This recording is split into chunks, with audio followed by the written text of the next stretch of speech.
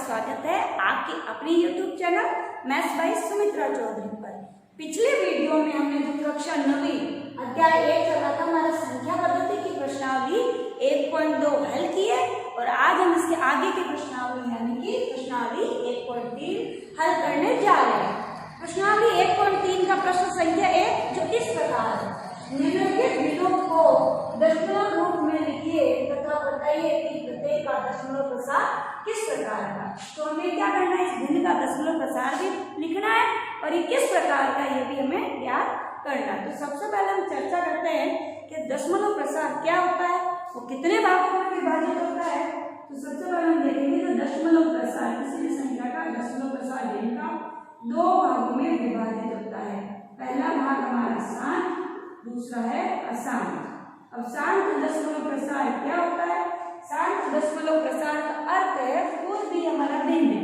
मान लीजिए भिन्न हमारा है 10/4 यानी कि 10 तो हमारा भाज्य है और 4 हमारा भाजक है और 10 में हम 4 का भाग लगाने पर हमें भागफल क्या प्राप्त होगा?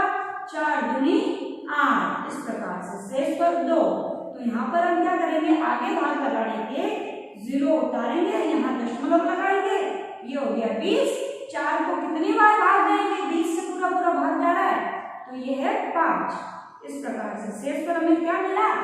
0 प्राप्त हुआ। किसी भी भिन्न में कुछ कदम पर अगर हमें चलने पर शेष पर 0 प्राप्त होता है तो वो भिन्न है। किस प्रकार का दशमलव प्रसार है उस भिन्न में? शांत दशमलव प्रसार है। तो शांत दशमलव प्रसार में यही होता है कि शेष पर हमें क्या मिल जाए?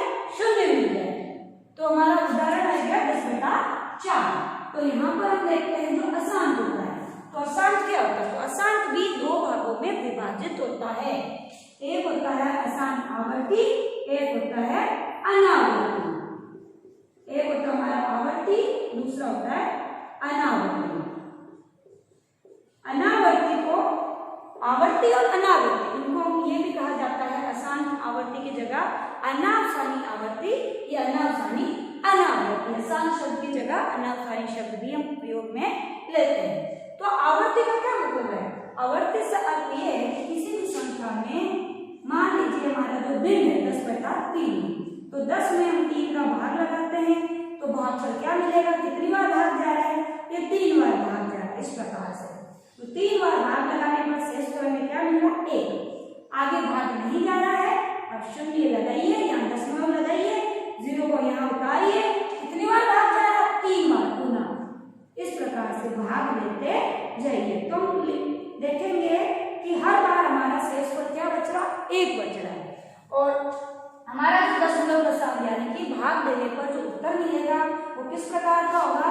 वो हमें मिल रहा है 3.3333। तो 3 संख्या क्या हुई? रिपीट होती है। जब भी संख्या रिपीट होती है तो क्या करते हैं? हम ऊपर इस प्रकार से बाहर लगा देते हैं। अगर एक संख्या रिपीट हो रही है तो एक संख्या पर बाहर, 2 संख्या रिपीट हो रही है तो 2 संख्या ऊपर बाहर, इस प्रकार से हम बाहर लगाते जाएंगे। ये हमारा हो गया अशांत आवर्ती का उदाहरण हो गया 10/3। इसी तरह 20/3 वगैरह भी हो सकता है, 20/6। और अब हम देखते हैं अनावर्ती। अनावर्ती जो होता है उसमें क्या होता है? कोई भी संख्या p/q के रूप में नहीं लिखी जाएगी या फिर हम कह सकते हैं जिनका दशमलव प्रसार इस प्रकार का हो 0.10 100 1000 इस प्रकार से। तो यहाँ हम क्या देख रहे हैं कि कोई भी संख्या जैसे मान लीजिए यहाँ 10 है, यहाँ 100 आ रहा है, यहाँ 1000 आ रहा है, कोई भी 2 संख्या, 1 संख्या, 3 संख्या रिपीट नहीं हो रही है। हमेशा हमको दशमलव के बाद भिन्न भिन्न प्रकार की संख्या प्राप्त हो रही है। या फिर हम और भी उदाहरण दे सकते हैं। पाई हमारा अशांत अनावर्ती का उदाहरण है। हम कहेंगे नहीं मैडम 22/7 पाई का मान लिखते हैं। पाई का मान 22/7 करेक्ट नहीं है, हम सन्निकटन यानी कि उसके निकट लिख रहे हैं, बाकी एग्जैक्ट मान 22/7 नहीं होता है। उसके अलावा √2 √3 इस प्रकार से √5 तो बहुत सारी संख्याएं जो है इसका उदाहरण है अशांत अनावर्ती का। एक बात और कि शांत दशमलव प्रसार तथा अशांत आवर्ती ये दोनों के दोनों इस प्रकार की संख्याओं पर लागू होता है। तो ये हमारी होती है परिमेय संख्याएं।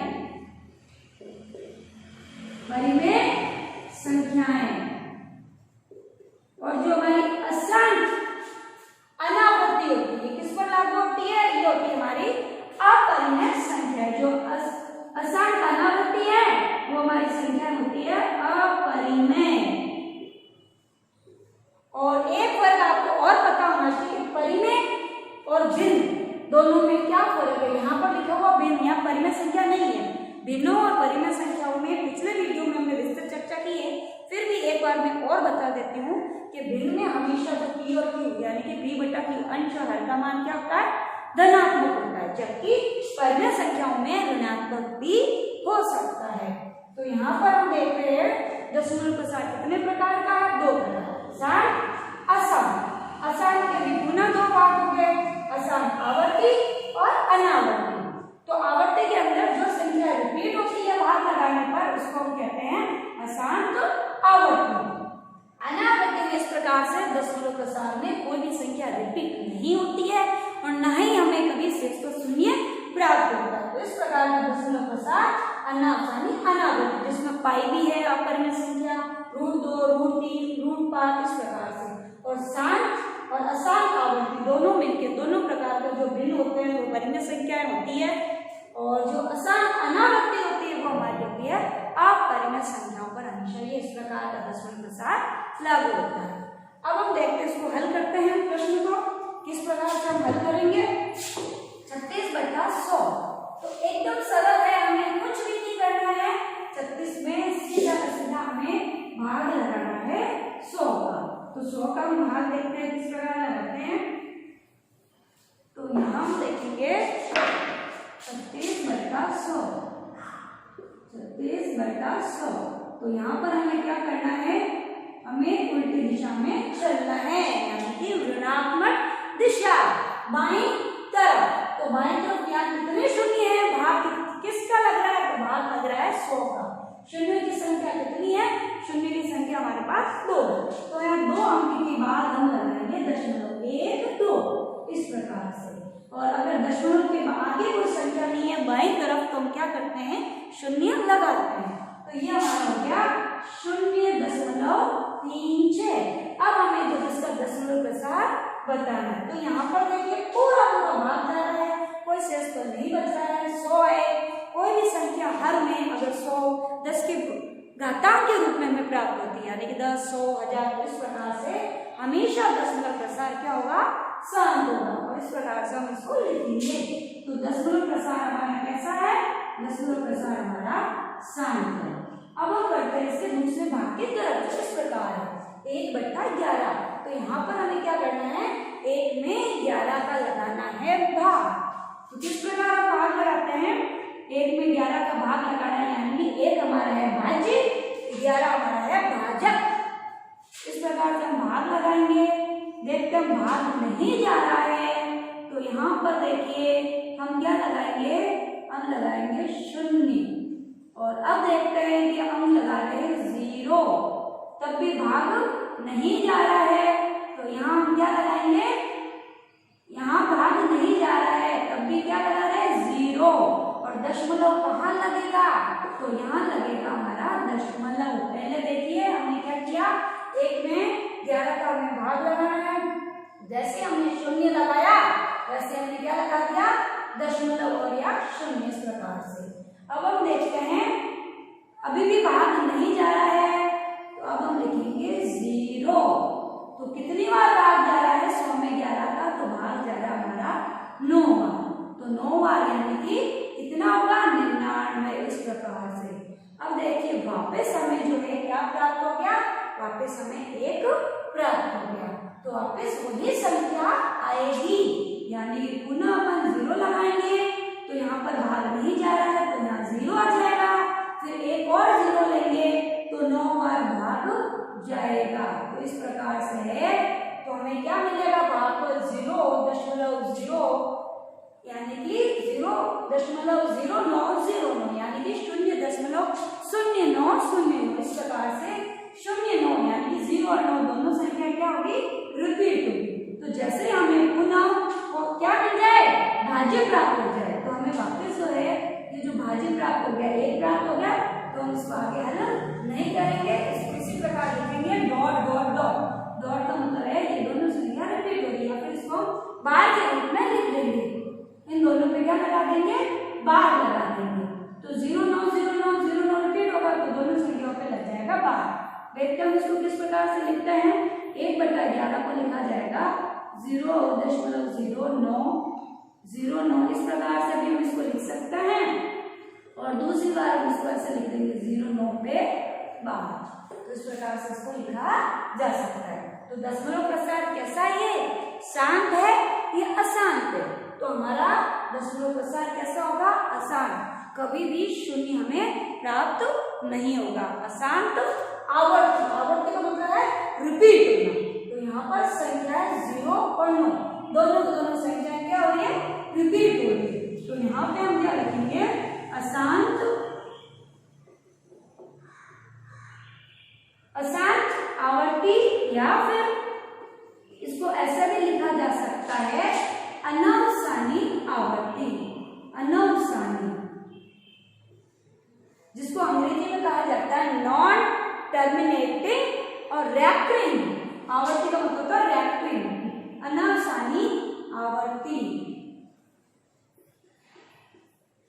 और शांत को कहा जाता है अंग्रेजी में टर्मिनेटिंग। अब हम बढ़ते हैं इसके तीसरे भाग की तरफ, जो इस प्रकार है। तो सबसे पहले जो तीसरा भाग है हमें किस प्रकार से प्राप्त हो रहा है, तीसरा भाग हमारा मिश्रित भिन्न है। तो मिश्रित भिन्न को हमें क्या करना पड़ेगा, सबसे पहले सरल भिन्न बनाना होगा। तो सरल भिन्न हम किस प्रकार से बनाएंगे, 8 हमारा हर में है, 8 को गुणा करेंगे 4 से, और फिर हम जोड़ेंगे जो अंश में लिखा गया है यानी कि 1। 8 चौक हमारा 32, 32 और 1 कितने होते हैं, 32 और 1 होते हैं 33, 33 बटा 8। इस प्रकार से भिन्न को हमें लिखना है। और इसके बाद हमें लगाना है भाग। 33 में किसका भाग लगाना है हमें, 8। तो 33 बटा 8, 33 हमारा भाज्य है, 8 हमारा भाजक है। कितनी बार भाग जा रहा है, 4 बार। 8 चौक 32। इस प्रकार से शेष पर बच रहा है हमें 1। तो यहाँ पर हम क्या करेंगे, 0 उतारेंगे, जैसे 0 लेते हैं वैसे लगा देंगे हम दशमलव। और यहाँ पर हम क्या करते हैं, 0 को इस प्रकार से हमने उतारेंगे और ये हो जाएगा, एक बार लगाया हमने भाग, तो यहाँ पर हो जाएगा 8 एकम 8। तो यहाँ पर 10 में से 8 घटाएंगे तो क्या प्राप्त हो रहा है, 2। तो 2 को हम कैसे लिखेंगे, 10 में से 8 गया 2, आगे हम लगाएंगे 0। क्यों कर रहे हैं, हम देख रहे हैं कि दशमलव प्रसार शांत मिल रहा है या नहीं मिल रहा है। तो यहाँ पर है हमें क्या करना है, 0 जैसे हमने लगाया 2 बार भाग जा रहा है, 8 दूनी 16, शेष पर क्या प्राप्त हो रहा है, 4। अब हम और शून्य लेंगे और इस प्रकार से 4 और 0 यानी कितना हो गया, 40। 40 में क्या 8 का पूरा भाग जा रहा है, हाँ जा रहा है। कितनी बार जा रहा है, 5 बार जा रहा है। तो इस प्रकार से हम इसको लिखेंगे। तो यहाँ पर हम देखते हैं 40 में से 40 गया यानी कि 0। तो हमें भाग कब तक देना है, हमें भाग जब तक देना है या तो शेष पर हमें शून्य ही प्राप्त हो जाता है या फिर संख्याएं रिपीट नहीं होती। तो यहाँ पर देख रहे हैं कि नामकों में शेष पर, पहले वाले में शेष पर शून्य आ रहा था, यहाँ पर शून्य नहीं आ रहा था लेकिन संख्या रिपीट हो रही थी। लेकिन यहाँ पर संख्या पहले रिपीट नहीं हो रही थी, जैसे हमने आगे भाग लगाया क्या मिला, शेष पर शून्य प्राप्त हुआ। तो दशमलव प्रसार किस प्रकार का होगा, उत्तर हमारा है 4.125। तो दशमलव प्रसार कैसा है, शून्य मिला, ठीक है, शेष पर शून्य मिला, इसलिए दशमलव प्रसार हमारा शांत, जिसको हम क्या कहते हैं, टर्मिनेटिंग। अब हम बढ़ते हैं इसके चौथे भाग की तरफ। चौथा भाग हमारा 3/13। 3/13 का मतलब भाज्य हमारा है 3, भाजक है 13। 3 में भाग लगाना है 13 का, भाग जा रहा है नहीं जा रहा है। अब हम लगाएंगे 0, जैसे हम यहाँ 0 लेते हैं वैसे लगा देंगे दशमलव। तो यहाँ पर हम देख रहे हैं कितनी बार भाग जा रहा है, 13 एकम 13, 13 दूनी 26, 13 के 39, 2 बार भाग जा रहा है। तो 2 बार हमारा है 26। इस प्रकार से और यहाँ पर हम देखते हैं कितना शेष प्राप्त हो रहा है, 4। तो यहाँ पर हम आगे क्या करेंगे, 0 लगाएंगे और 0 को इस प्रकार से हम यहाँ उतारेंगे। अब 13 किया 39, 3 बार लगा है भाग, तो ये हो जाएगा 39। और दशमलव के आगे जब कोई संख्या नहीं होती है तो हम क्या करते हैं, शून्य को लगाते हैं इस प्रकार से।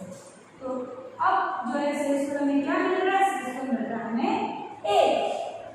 अब हम आगे क्या करेंगे और 0 को लेंगे, शून्य को इस प्रकार से यहाँ उतारेंगे। अब देखते हैं कि 10 में 13 का क्या भाग भाग जा रहा है, नहीं जा रहा है। तो यहीं पर जो है आपके द्वारा यहीं पर गलती होती है। तो आप क्या करते हो, एक और 0 ले लेते हो और यहाँ पर लिखते हो 13 का भाग 11 7, जो कि बिल्कुल गलत है। तो यहाँ पर हमें क्या करना है, 10 में 13 का भाग नहीं जा रहा है तो हम 0 बार लिखेंगे, 13 0 जा 0। अब हम वापस 10 को पुनः उतारेंगे, अब हम लेंगे 0। बाकी अधिकतर विद्यार्थी 0 को नहीं लिखते हैं, सीधा एक और अंक एक और 0 उतार देते हैं। अब हम देखते हैं कि 100 में लगाना है 13 का भाग। किस प्रकार से भाग लगाओगे, 13 पॉइंट सबको याद है 65, 13 6 78, 13 7 91। इस प्रकार से आप इसको लिखोगे, 13 7 पर भाग जा रहा है 91। कितना बच रहा है शेष पर, शेष पर हमें प्राप्त हुआ है 9। तो यहाँ पर हमें एक और शून्य को उतारेंगे इस प्रकार से, ये हमारा हो गया 90। तो 90 कितनी बार भाग जा रहा है 13 का, तो हमने पहले ही कहा था 13 6 कितने होते हैं 78, 13 7 91, तो 6 बार क्या है हमारा 78। तो यहाँ पर शेष को क्या बचेगा, शेष को बचता है 12। इस प्रकार से अब एक और हम शून्य लेंगे और शून्य को यहाँ उतारेंगे, तो क्या बन गया 120। अंक हमारा हो गया, संख्या हो गई 120। अब 120 में 13 का भाग लगाना है, कितनी बार भाग जा रहा है, तो 13 नंग कितने होते हैं 117।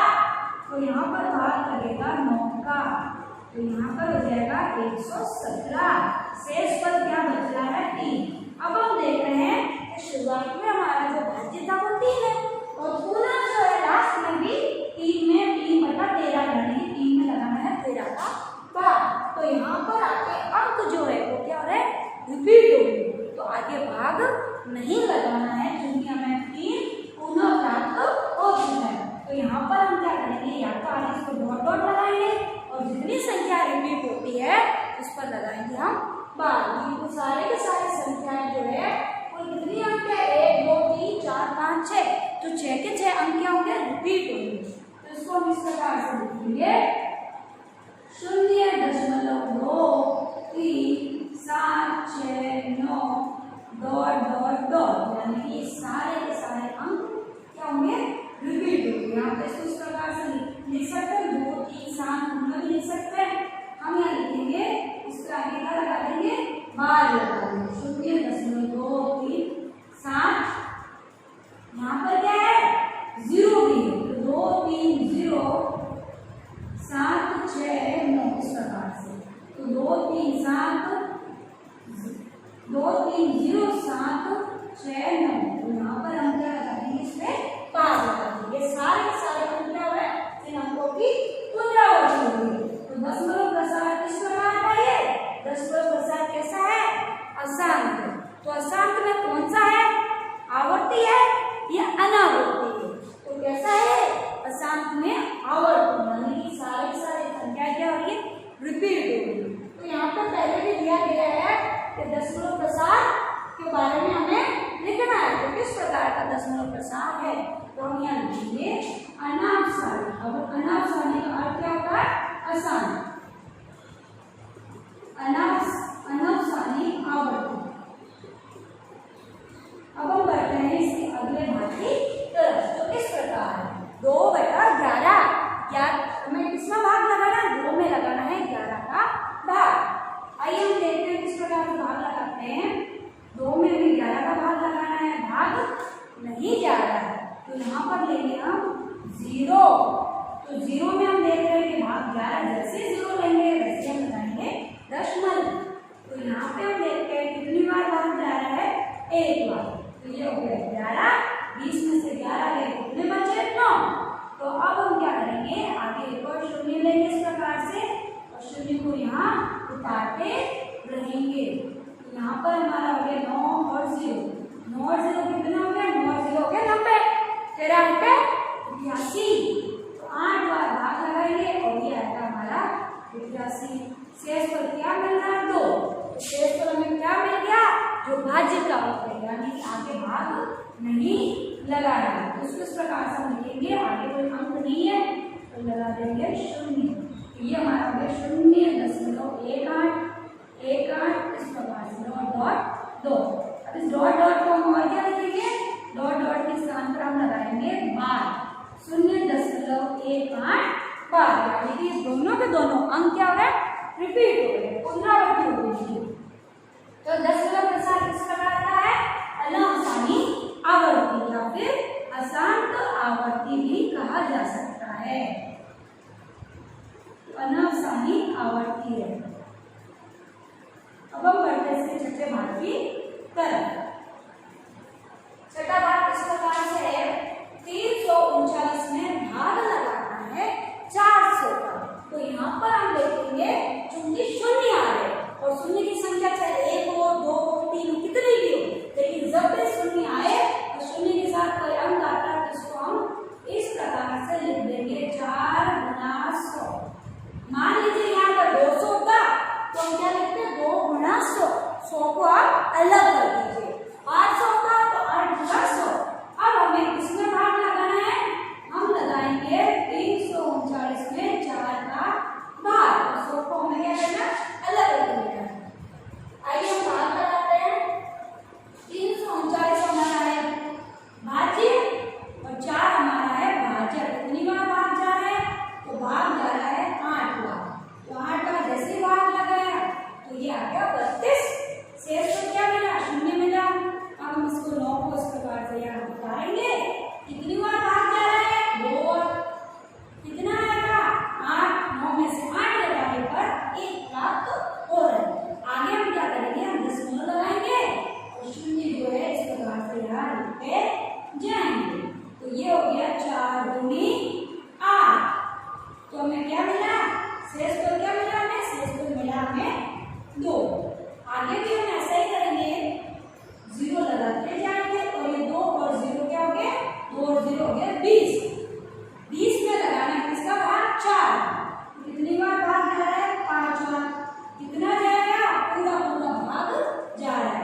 शेष पर हमें क्या प्राप्त हो रहा है, शेष पर हमें प्राप्त हो रहा है 0 यानी कि 0 प्राप्त हो रहा है। तो यहाँ पर जो है इस स्थिति में देखिए इसको किस प्रकार से लिखते हैं, 82.25 घटा 100। 100 क्यों लिख रहे हैं, क्योंकि हमें किसका भाग लगाया था, हमने भाग लगाया था 4 का। 100 ऐसे ऐसे हमारे पास पड़ा है। जैसे हम 100 का भाग लगाएंगे क्या करेंगे, दशमलव को 2 स्थान तक हम बाईं तरफ क्या करेंगे, हस्तांतरित कर देंगे यानी कि शिफ्ट कर देंगे, ट्रांसफर कर देंगे। तो यहाँ पर 0 कितने, 1 2। तो दशमलव पहले हमारा यहाँ था तो दशमलव कहाँ आ जाएगा, 1 2 यानी कि यहाँ पर हमें लग जाएगा दशमलव। और दशमलव के आगे जब कोई अंक नहीं होता है तो क्या लगाते हैं, 0 लगाते हैं। इसको लिखा जाएगा 0.8225। इस प्रकार से इसको हम लिखेंगे। 5 तो दशमलव प्रसार किस प्रकार का है, दशमलव प्रसार हमारा है शांत। तो यहाँ पर इस प्रकार के प्रश्नों में हमें क्या करना है, सबसे पहले हमें ध्यान होना चाहिए कि दशमलव प्रसार कितने प्रकार का होता है, इसको किस तरह से विभाजित किया जाता है, और जब भाग दे तो भाग में ध्यानपूर्वक हमें भाग देना है। शून्य यहाँ पर जो है कई अधिकतर बच्चे शून्य को भूल जाते हैं, तो ऐसी गलती आप नहीं दोहराएं और इसके जो आगे के प्रश्न है वो आने वाले वीडियोस में हल करवाए जाएंगे। आप कोशिश कीजिए, क्योंकि कोशिशों के वृक्षों पर ही सफलता रूपी फल लगते हैं। आज के लिए इतना ही, धन्यवाद।